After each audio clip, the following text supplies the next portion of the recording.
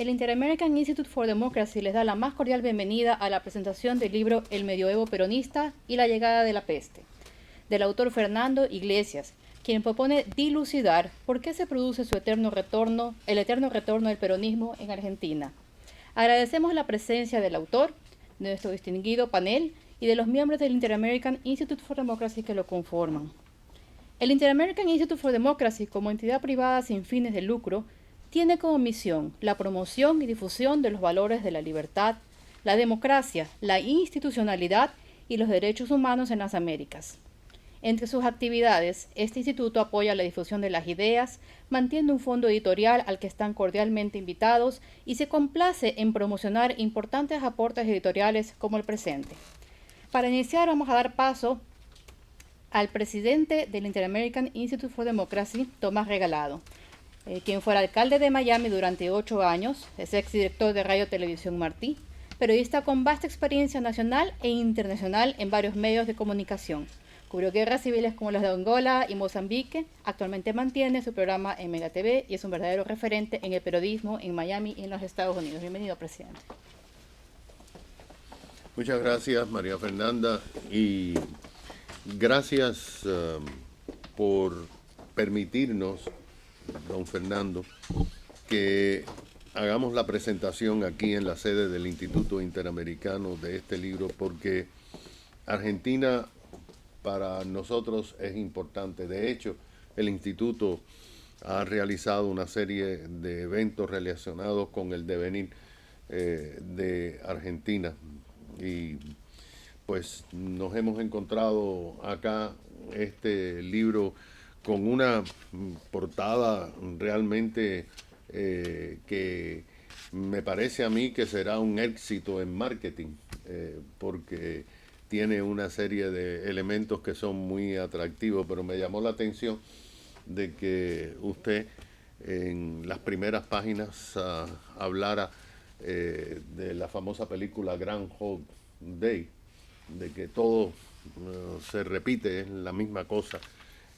Y por eso yo creo que es ahora más necesario que nunca que conozcamos la situación de Argentina, un país tan querido aquí para nosotros en el sur de la Florida.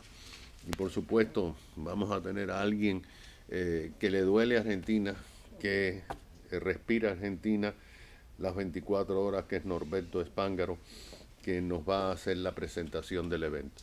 Quiero señalar que esto para nosotros es importante y que viene un día después de un evento extraordinario que muchos de ustedes asistieron en la Universidad Internacional de la Florida, que se elevó a nivel global, pero que específicamente analizó las cosas que están pasando en la América Latina, y quizás nos aplicamos a nosotros mismos aquí en los Estados Unidos en el tema de la derecha y la izquierda. Yo creo que este libro nos va a dar una visión más amplia de Argentina, y por lo tanto le damos la bienvenida a todos ustedes, al autor, le damos la bienvenida a los que están conectados en las redes, y estamos ansiosos de escuchar su palabra. Buenas tardes.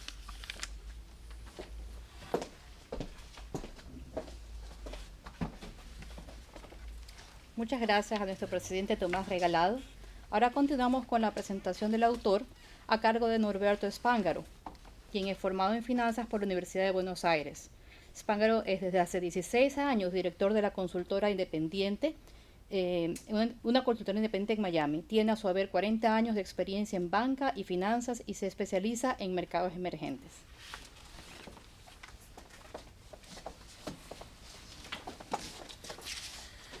Muchísimas gracias al Instituto por esta nueva posibilidad como argentinos de presentar cosas que nos son muy caras a nuestros sentimientos y a nuestra historia. Muchísimas gracias, Tomás.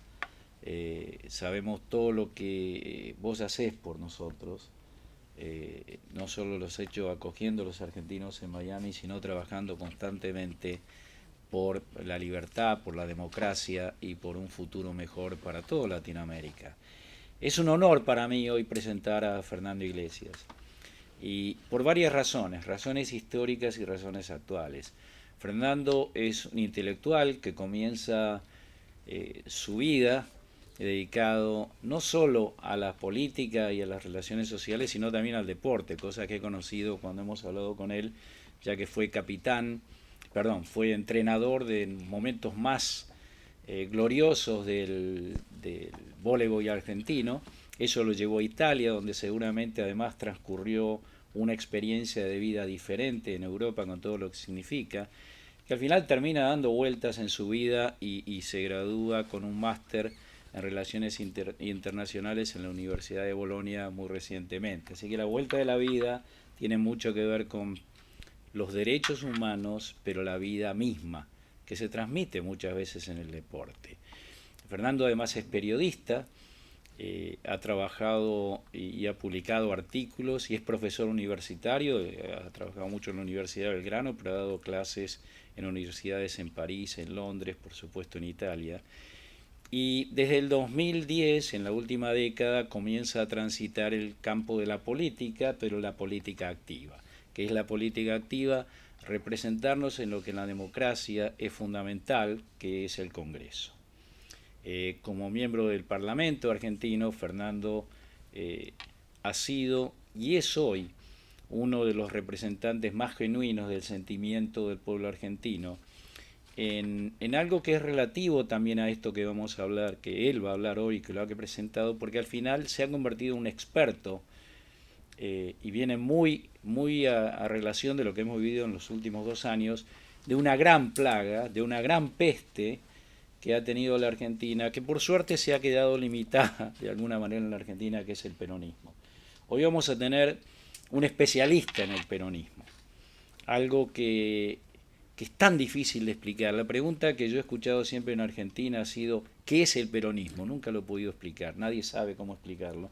Y Fernando, este no es el primer libro que él escribe, él ha tenido varios libros que le ha dedicado a esta materia, también le ha dedicado mucho de su trabajo a la globalización, el impacto que tiene en las relaciones que hoy los países experimentan, con lo cual tenemos hoy una oportunidad única, una oportunidad además, leyendo el libro, de entender esos ciclos y ver que al final en esta peste hay algo, que seguramente lo van a comentar.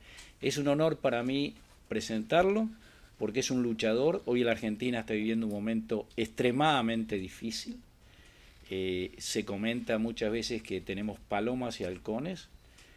Fernando es un halcón. ¿Qué significa un halcón? Alguien que no se rinde ante lo que es una autocracia insoportable para el pueblo argentino. Entonces tenemos acá un defensor de la democracia, de la libertad, que no ha dudado en poner toda su experiencia, pero también su vida personal en el campo de batalla. Fernando, bienvenido.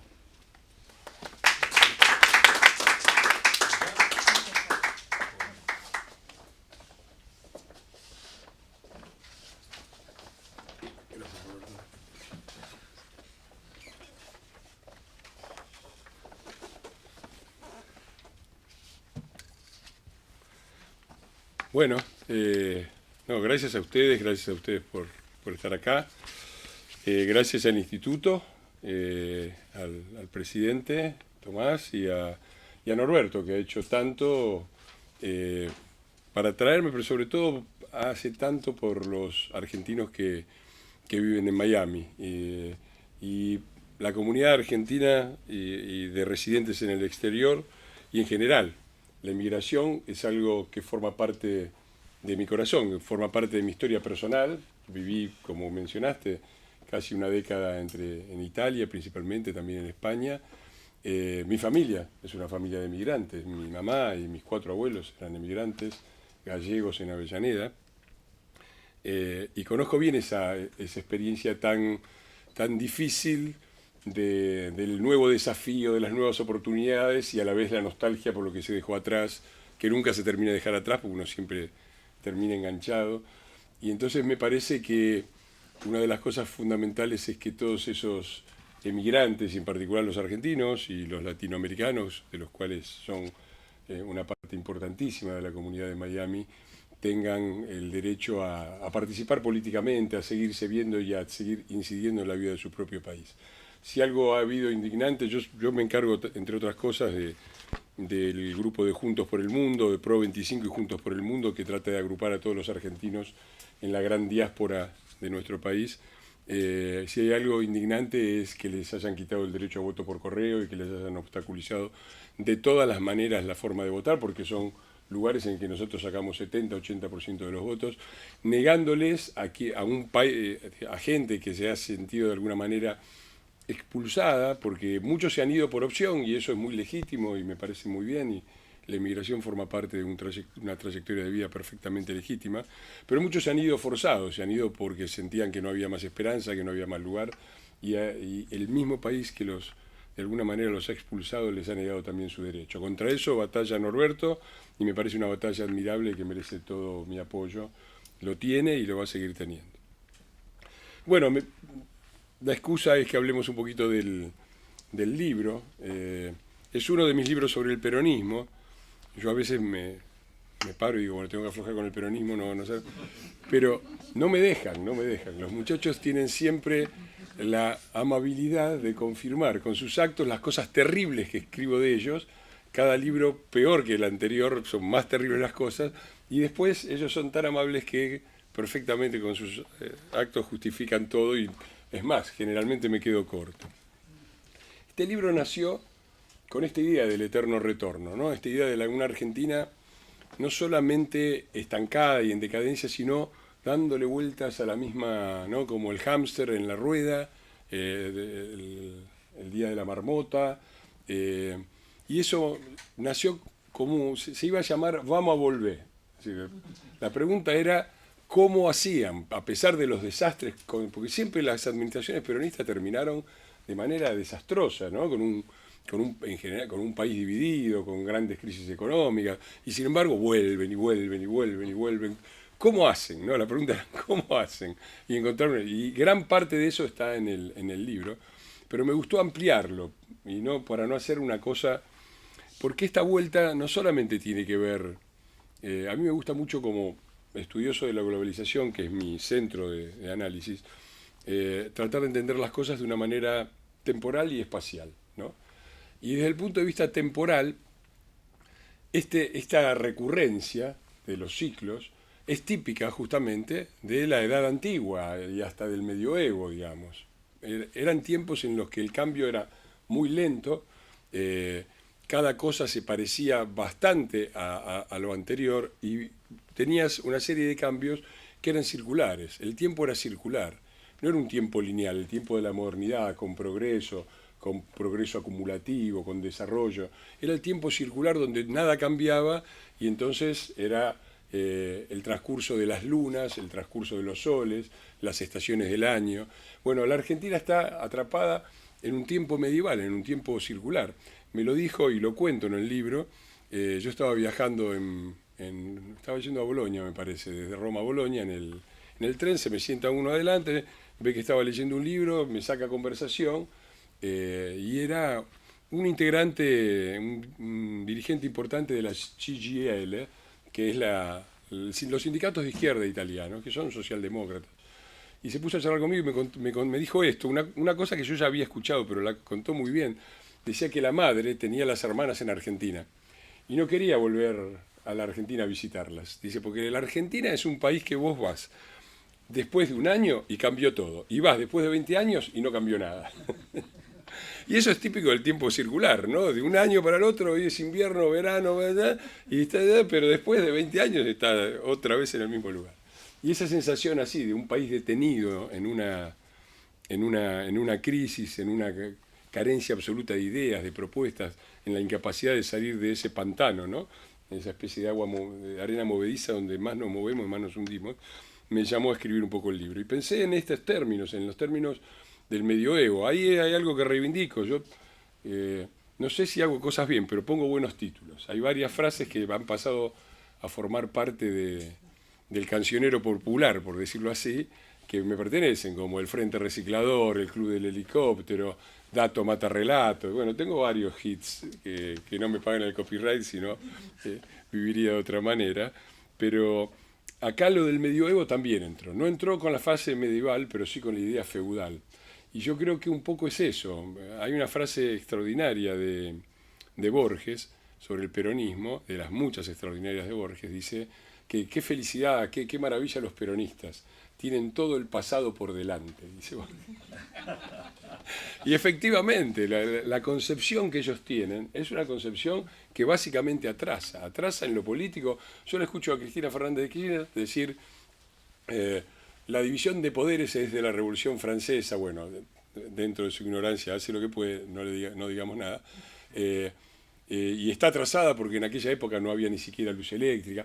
Yo creo que marca una cosa real, que es que la política atrasa con respecto a la tecnología. Nuestros sistemas políticos globales están atrasados con respecto a los requerimientos de una sociedad global. En eso tiene razón. Pero la solución no es ir para atrás, ¿no? Porque lo que propone ella es volver a la vieja autocracia donde solamente el Poder Ejecutivo concentra todo el poder y es impune ante el judicial y utiliza el Poder Legislativo como si fuera una escribanía. Entonces, eso es un punto, y me voy a permitir para no errar. Esto no es inesperado. El libro arranca, y la quiero leer textual porque es maravillosa esta frase. Realmente merecería ser grabada a fuego. Una frase de alguien que ustedes conocen bien, una persona que valía mucho y era el primer trabajador. Dice, este señor le está hablando a John William Cook, que era su secretario en ese momento. Y no solamente era su secretario, sino que era el gran ideólogo de la izquierda peronista, de lo que ahora tenemos en el poder, ¿no? Esa mezcla, como dice Fernández Díaz, de Perón con Castro, esa cosa amorfa, ¿no? Pero miren lo que le dice a John William Cook.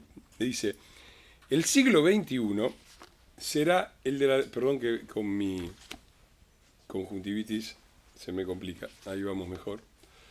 El siglo XXI será de las democracias populares, por mucho que se opongan los anglosajones, ¿no? Estados Unidos, Inglaterra, pero identifica bien el enemigo. Es, por otra parte, la línea ya perfilada por las corporaciones de la Edad Media, que a través de las democracias burguesas, es decir, atravesando esos molestos episodios del 1789 que detesta Cristina, la Glory Revolution y todo, que a través de las democracias burguesas vuelve a levantar sus banderas.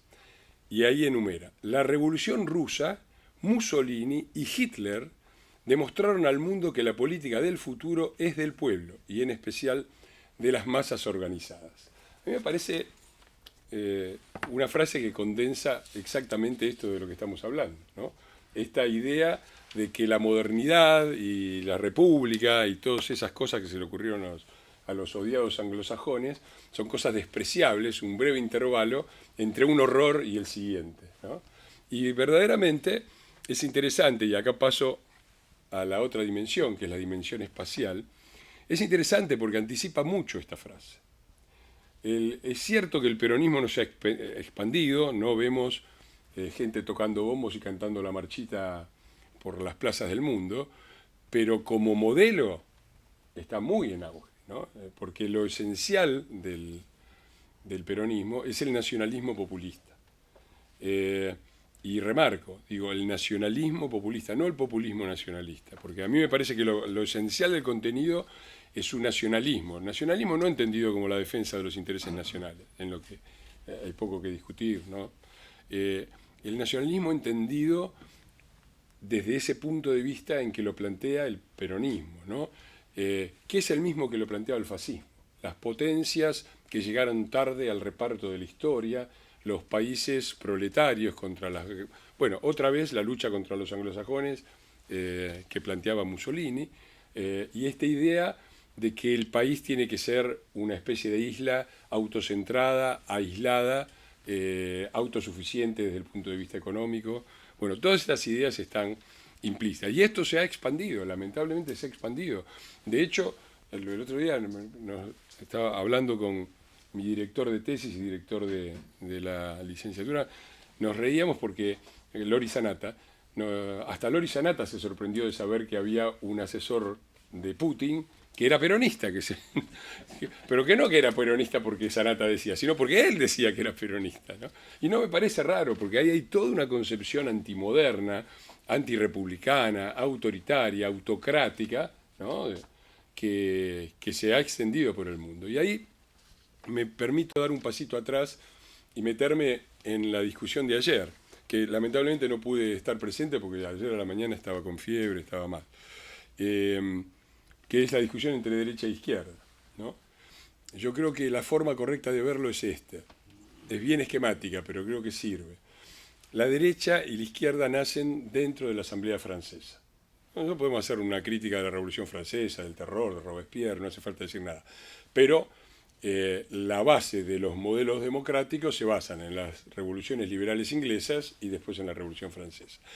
En el núcleo parlamentario de esa revolución, que era la Asamblea Francesa, el corazón palpitante de la democracia, decía Tocqueville sobre el Parlamento, nace la división entre derecha e izquierda, para denominar a los que querían un cambio más rápido y más profundo, la izquierda, y quienes querían un cambio más tranquilo, más limitado, qué sé yo, la derecha.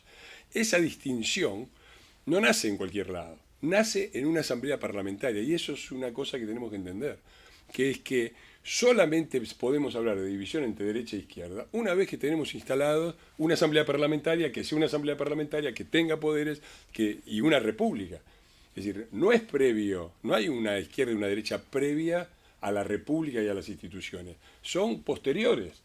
Porque cuando no hay eso, lo que hay es populismo, autoritarismo y nacionalismo. Y vamos a discutir un poco, pero las coincidencias entre personajes tan disímiles desde todo punto de vista, desde trayectoria política, nacionalidad, lugar en el que están, como Marine Le Pen, Putin, Cristina Kirchner y Podemos, por decir, nombrar algunos, son muchísimas mayores las coincidencias que las diferencias. Y eso es porque el problema de la derecha y la izquierda es el tercero de los dilemas políticos. Antes viene otro.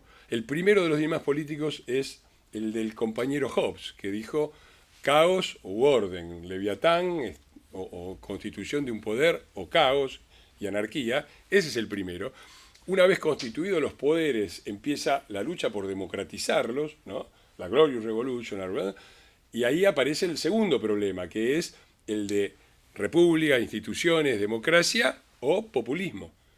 ¿Qué tipo de gobierno? Primero, un gobierno. Segundo, ¿qué tipo de gobierno? Tercero, dentro de la opción del gobierno republicano y democrático viene la opción de derecha e izquierda. Entonces es incorrecto hablar de populismo de derecha e izquierda. Yo a veces lo hago simplemente para marcar la coincidencia, pero en lo esencial tienen una coincidencia muy fuerte, que es la destrucción de las instituciones. Porque son la destrucción de las instituciones es lo que les permite ir al terreno de ellos.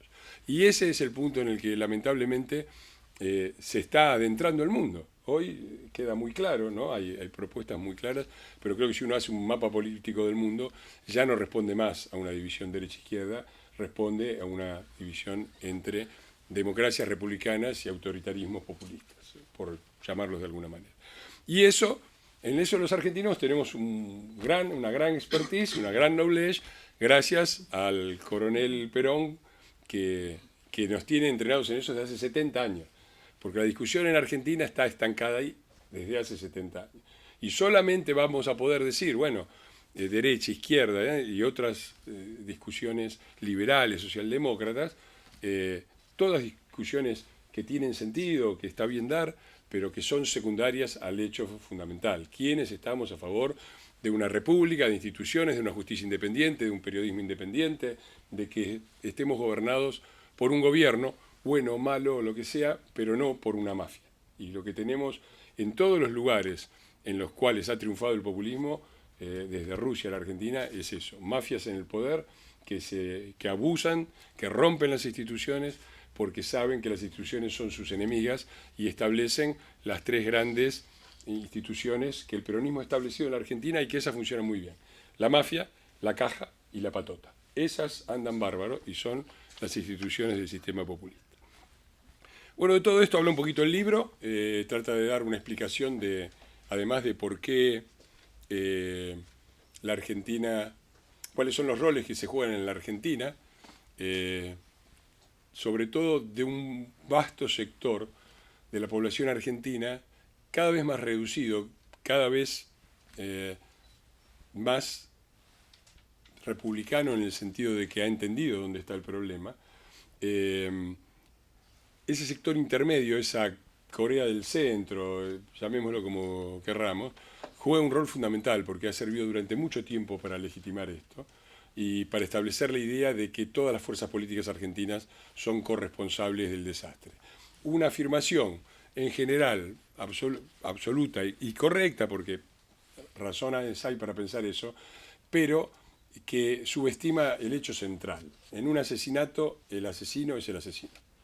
El que va a la cárcel o a la silla eléctrica o a donde sea, el asesino es el asesino, es el que apretó el gatillo. Después tenemos el que le consiguió el arma, después tenemos el que lo encubrió, después tenemos el que pudiendo jugarse no se jugó porque tuvo miedo. Todo eso está muy bien, pero el asesino es el asesino. Y el asesino del futuro de la Argentina fue el peronismo. Yo justamente ahora rememoraban, por no sé qué motivo, la llegada del peronismo al poder, Rossi, y yo le recordé cómo era el país, nuestro país, en el 17 de octubre de 1945. El 17 de octubre de 1945, nuestro país era, según Madison, que es el mayor estudioso de estos temas, ahora murió, pero el Madison Project continúa y dando datos, era el 8º país más rico del mundo, el 8º. Si es cierto que habíamos llegado a ser primeros o terceros, depende cómo se haga la cuenta, en 1895, pero todavía éramos el 8º, el 8º. Y no solo eso, teníamos la legislación social lejos, la mejor de toda Sudamérica. La única pequeña excepción era Uruguay, el Uruguay ballista que había hecho algunas reformas. Pero la legislación social no era, como plantean estos señores, había sido establecida con gran esfuerzo y con autoridades a veces poco democráticas, pero la legislación social estaba ahí y era la más avanzada de Latinoamérica y una de las más avanzadas también de Europa, si se comparaba con Europa. Por eso nuestros abuelos, nuestros bisabuelos, nuestros padres venían a la Argentina y había un aflujo masivo de inmigración, porque las condiciones de vida eran mucho mejores que en la Europa periférica. 8º país del mundo. No veníamos de una crisis. La Argentina había sufrido la crisis del 30, pero en 1933 ya se había recuperado y llevaba desde 1933 hasta el 43, que fue el golpe de Estado que después dio origen al peronismo, llevaba 10 años de crecimiento consecutivos y la producción industrial se había duplicado. Y es una fábula lo de la Argentina pastoral y bucólica que descansaba en medio de injusticias sociales mientras las vacas engordaban solamente a los hacendados. Es una gran mentira. El crecimiento durante el peronismo no solo no aumentó, sino que disminuyó. Hasta el peronismo, hasta 1945, la inflación media en Argentina, de 1900 a 1945, era inferior al 2% anual. Inferior. Mi papá me recordaba así, me decía siempre, yo cuando era chico en Avellaneda, barrio pobre, ¿no?, de Avellaneda, comprábamos, íbamos al almacén y pedíamos 5 de queso. Y siempre pedimos 5 de queso y siempre nos dieron en la misma proporción porque no había inflación. Y eran 5 de queso, que era una especie de golosina que para chicos pobres, eran 5 centavos de queso, te daban, y siempre era lo mismo. La inflación era menos del 2% anual. Empezó todo eso después, ¿no? Y no fue el Banco Central, porque el Banco Central fue creado en 1936 con 8% de inflación, y en la década siguiente, hasta que llegó el peronismo, bajó la inflación hasta alrededor de 2-3% de media. Llegó el peronismo, rompieron el Banco Central, cambiaron la ley, lo hicieron dependiente, lo nacionalizaron y ahí empezó. Tuvimos enseguida 20% casi inmediatamente y 50% de inflación récord en 1949, si no me equivoco el año. Así que uno puede coincidir en que la oposición ha sido incapaz de enfrentar bien todo esto, hemos fracasado, hemos vuelto a probar, todo eso es razonable, pero el responsable de todo esto, de toda esta tragedia y todo este atraso de nuestro país es el es el peronismo. Y cierro con otra frase para que ustedes se amarguen como estoy yo amargado y no duerman. Si la Argentina desde 1945 hasta ahora hubiera tenido el crecimiento económico de Brasil, hoy sería el cuarto país más rico del mundo. Tendría por delante a 3 países petroleros, Qatar, los Emiratos y no sé, no me acuerdo cuál más, y atrás nuestro estaría Suiza. Estaríamos con un PIB per cápita arriba de los $60.000. No sé si me explico. Siguiendo el crecimiento de Brasil. Eso es fácil, porque uno agarra la tabla de Madison y dice, bueno, Brasil está acá, y está acá, ¿por cuánto multiplicó? Por tanto. Aplico esta multiplicación al PBI de Argentina y veo dónde da. Es muy fácil de hacer, cualquiera lo puede hacer, entra en internet y se divierte o se amarga la vida. Si hubiéramos seguido el de Latinoamérica, que es de todos los continentes, excepto África, el peor de crecimiento, no nos hubiera ido tan bien, pero estaríamos por encima de España e Italia y por detrás de Alemania y los países un poco más ricos. Pero estaríamos por encima de España e Italia. O sea, imagínense eso, las consecuencias en términos de la situación social. Porque esto es lo más terrible que ha hecho el peronismo. A nosotros nos ha hecho mal, a nosotros nos ha degradado, a muchos los ha hecho emigrar, otros viven allá y los hijos se fueron. Nuestras vidas son peores. Pero lo peor no nos lo ha hecho a nosotros, lo peor se los ha hecho a sus votantes. Lo peor se lo ha hecho al 30%, al tercio de la Argentina que está en la pobreza, que no tiene perspectiva, que recibió una educación desastrosa y que tiene una situación desesperada mirando al futuro. Así que yo espero que superemos esto, tengo muchas esperanzas puestas en el 2023, creo que cada vez es más clara la división y sobre todo cada vez es más clara, disculpen porque esto es estructura y superestructura, son los viejos resabios de lo que me queda de mis lecturas marxistas. Pero hoy la grieta es una grieta económica estructural. De un lado está el país productivo y del otro lado está la patria subsidiada. Nosotros, bien o mal, representamos al país productivo y ellos representan a la patria subsidiada. Y eso se ve en todo. Vayan a una marcha de ellos, pregúntenle, ¿usted qué pone en el Estado y qué recibe del Estado? Nadie pone nada y todos reciben todo. Vayan a una marcha nuestra, exactamente lo contrario. Eso se ve en los sectores sociales, se ve en la economía. ¿Cuáles son los sectores que nosotros representamos? Y los sectores dinámicos, los sectores que viven de sus inversiones, de la modernización, los unicornios tecnológicos, el campo, todo eso está con nosotros. Del lado de ellos están todos los sectores atrasados, que no han invertido y que viven colgados de los créditos a fondo perdido, del proteccionismo industrialista, de todo eso. Las provincias, ni hablar. Las provincias, miren las votaciones, yo las registro en este mapa, acá hay un mapa que muestra claramente, la franja del medio es todo el sector de la Argentina que es productivo, que vive de su propio trabajo y que aporta más a la coparticipación de lo que retira. El norte vive básicamente de la coparticipación, hay provincias donde el 70, el 80% del empleo es público y hay provincias que el 80% de su gasto depende de la coparticipación, es decir, de los recursos que le manda la nación. Así que imaginen esta combinación lo que crea verdaderos feudos, ¿no? Esas estructuras básicas de las que habla el libro, ¿no? Los gobernadores feudales del norte, los varones del conurbano, ¿no? Y el poder monárquico centralizado es la estructura básica de poder. Y el sur vive de las regalías petroleras, ¿no? Que en un momento eran nacionales y se distribuían, después de los 90 se provincializaron para lograr para aprobar la privatización de YPF y quedaron en manos de provincias que se transformaron en especies de califatos patagónicos, ¿no? Todo el mundo colgado de las regalías. Entonces, me parece que esa es la gran divisoria de aguas y nosotros tenemos la enorme responsabilidad de representar al país productivo en un momento crucial, porque hasta ahora siempre una parte de un país vive un poco colgada del otro, eso pasa en todos lados. En la Argentina esa parte que vive colgada fue siempre cada vez más grande.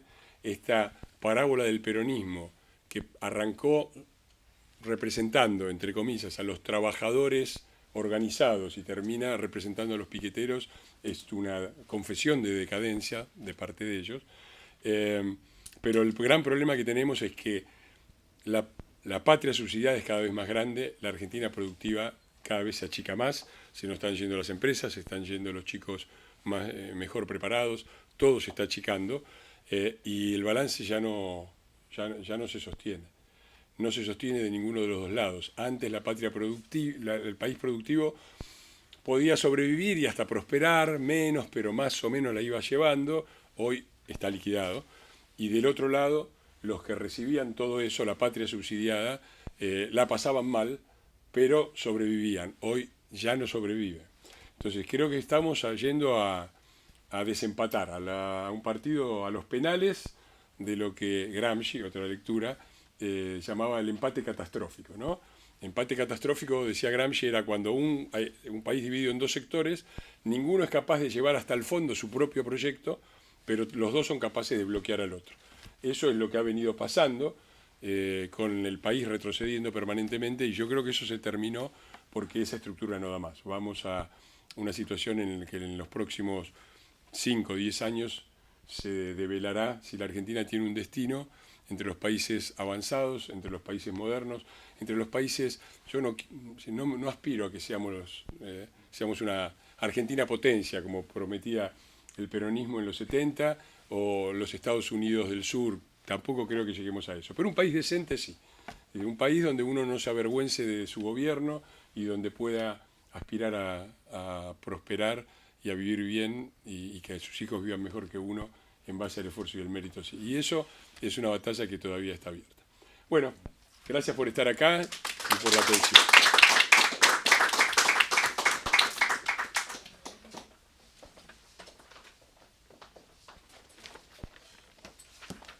Bueno, muchas gracias al autor y diputado Fernando Iglesias por esta fabulosa exposición sobre el peronismo, pero sobre todo muchas gracias por la esperanza. También vamos ahora a los comentarios finales sobre el libro, que están a cargo del doctor Ricardo Israel Zippel, director de Inter-American Institute for Democracy. El doctor Israel es abogado de la Universidad de Chile, máster en Ciencia Política y doctor en Gobernanza por la Universidad de Essex, Inglaterra, exdecano de la Facultad de Ciencias Jurídicas de la Universidad Autónoma de Chile. Bienvenido.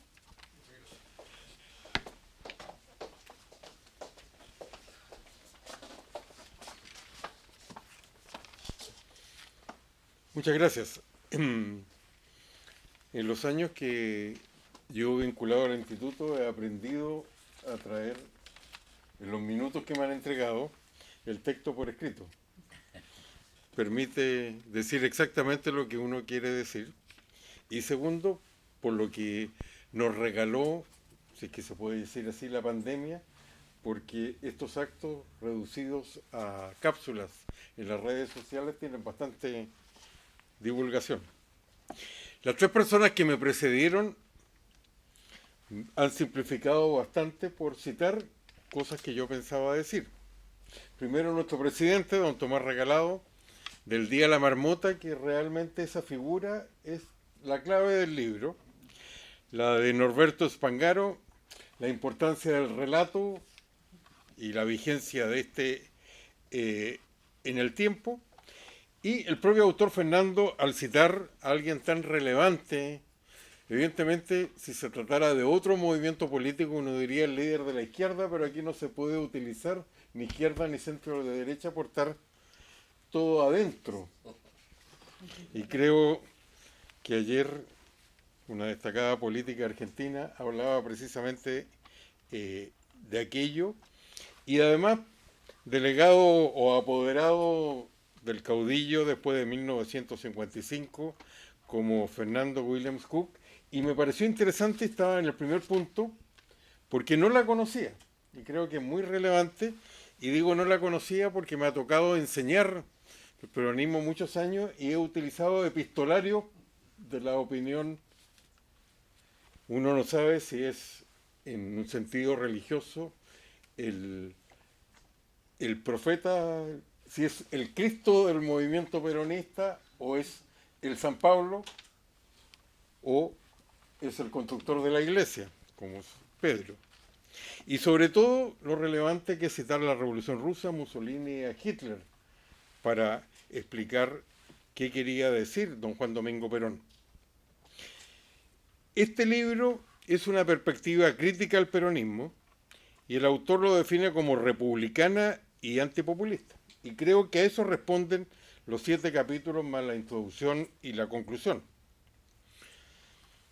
Me llamativa también cuando ya en el segundo capítulo revisa la afirmación que, comillas, los únicos que pueden gobernar en este país son los peronistas, a partir del hecho que solo Macri ha terminado su mandato y tampoco lo han terminado los dictadores militares el mandato.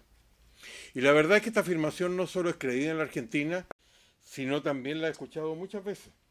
Se la ha escuchado a políticos chilenos, la he escuchado en el Ministerio de Relaciones Exteriores chileno, la escuché más de alguna vez en el seminario en el área de estudios latinoamericanos y a mi profesor guía en el doctorado, que es Ernesto Laclau, o Ernesto Laclau como él decía, y Ernesto Laclau como le decían los argentinos, y con quien en los años desarrollamos una relación de amistad, y cuando pasaba por Chile nos reuníamos y me comentaba las reuniones que tenía antes que fuera Cristina, siempre, como era un hombre perspicaz, siempre era más relevante las historias que contaba de Cristina que de Néstor. En el capítulo 3 nos habla de los trucos de la leyenda y del relato, y la verdad es que con el relato y su vigencia hasta el día de hoy se anticiparon los peronistas y el peronismo a los tiempos que vivimos. El relato que se impone a los hechos, lo que llama el dato mata relato, como también algo muy presente en el peronismo, la emoción sobre la razón. También se adelantó en hacer creíble para muchos o para la mayoría la fake news. Hoy son situaciones compartidas y no solo por populismos, pero hay una particularidad que también fue citada aquí, profundamente argentina, y se le debe agradecer cuán escasos han sido los esfuerzos para exportarla, aun en los tiempos que eran ricos. Yo solo recuerdo 2, en el caso chileno. El gobierno del general Perón, que solo hubo un esfuerzo para exportarlo cuando hubo un personaje similar o que intentaba ser similar en el segundo gobierno del general Ibáñez. El general Ibáñez en Chile fue un dictador que fue electo 20 años después para barrer con el sistema democrático cual Chávez, pero se transformó en un gobernante impecablemente democrático y por lo tanto fue olvidado en la historiografía. Y hace un par de años don Alberto Fernández, en un intento de transformarse en caudillo de la entonces oposición, hoy día gobierno chileno. En el 6º capítulo yo creo que hay una pregunta clave y muy adecuada sin respuesta, o al menos sin respuesta única o clara. ¿Puede ser republicano el peronismo? Que obedece a la pregunta, ¿qué es el peronismo? Y la verdad es que después de muchos años de docencia, de muchos seminarios, uno termina viendo las frases más felices o la explicación más felices en Borges, que no es solo un fenómeno argentino.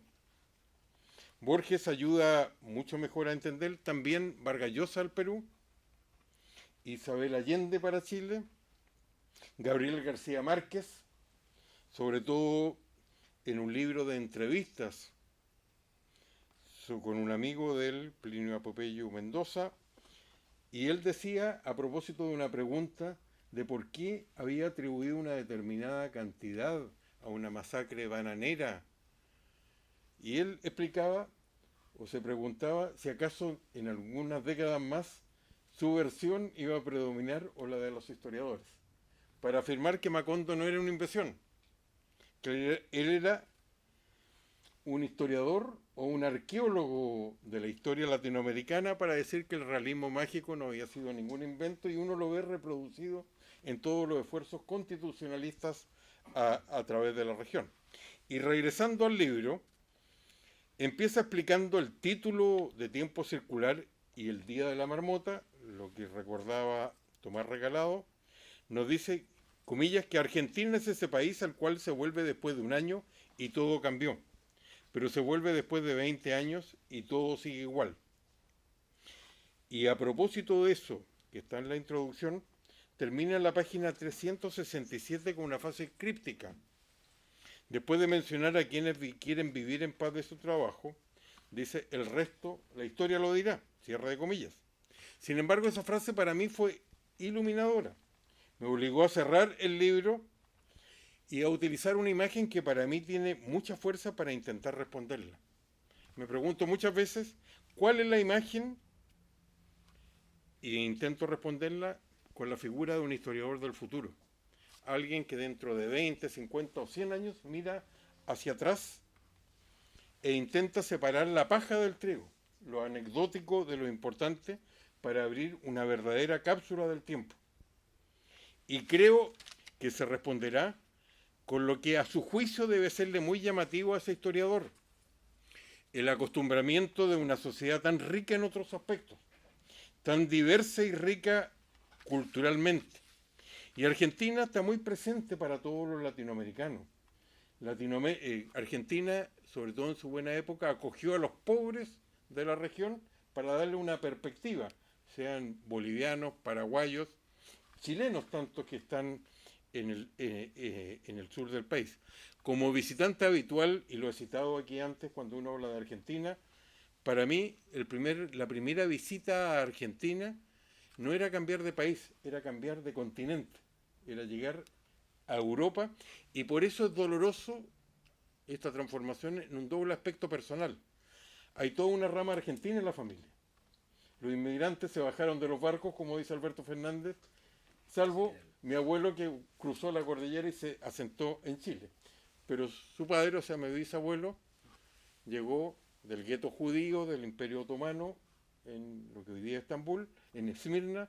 Llegó a casar una hija ya comprometida cuando pequeño. Mi abuelo la había visto 2 veces, una en Chile y otra en Argentina. Y se regresó.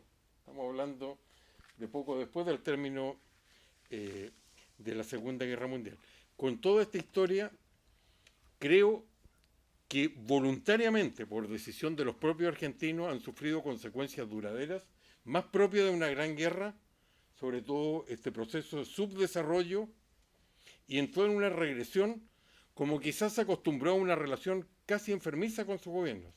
No es ni siquiera la del amigo-enemigo, tantas veces citada, de Carl Schmitt, que era no solo un jurista y politólogo importante, sino también un hombre que murió, a diferencia de otros, sin nunca renegar de su vinculación con el nazismo hitleriano, y que sobrevive en muchos aspectos, sobre todo hoy día en la Convención Constitucional chilena. No dejo de sorprenderme la cantidad de personas que desde posiciones muy extremas a la izquierda son tributarios de Carl Schmitt, lo hayan leído o no. Pero ahí le agradezco a la Clau esto: la relación más propia de la política es del psicoanálisis, la de amo esclavo. Más adelante nos entrega una frase que recuerda la de Cuando se jodió Perú, de Mario Vargas Llosa. Me parece que en conversación en la catedral, puedo estar equivocado aquí en este recuerdo, y es la pregunta que se hace Iglesias de cuándo comenzó el tiempo circular del estancamiento argentino, lo que le merece varias respuestas. Y es que, como muchos otros temas históricos, es polisémica al admitir varias respuestas viniendo de poli, es decir, varios. A mí me dio la impresión que en definitiva nos quiere decir que también tiene que ver con el extravío del compás moral.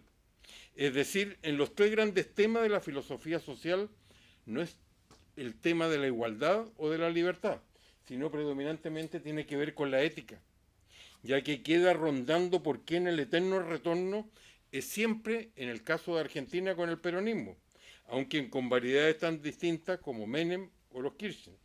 Y el tema es la ética.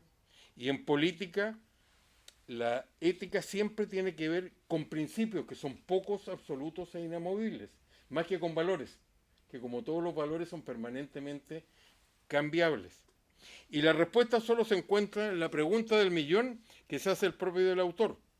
La del millón, la del día de la marmota de la recordada y exitosa película. ¿Por qué es el peronismo el que logra volver? Muchas veces después de poco tiempo, o también, ¿por qué los no peronistas no han sido capaces de elegir al menos 2 gobiernos seguidos? Es decir, una mínima continuidad como alternativa, la demostración que otro mundo es posible.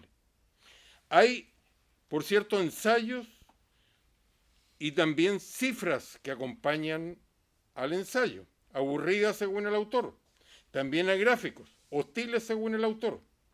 Y este baño de números son compensados por una conclusión propia de Borges y del título también, que es el tamaño de mi esperanza.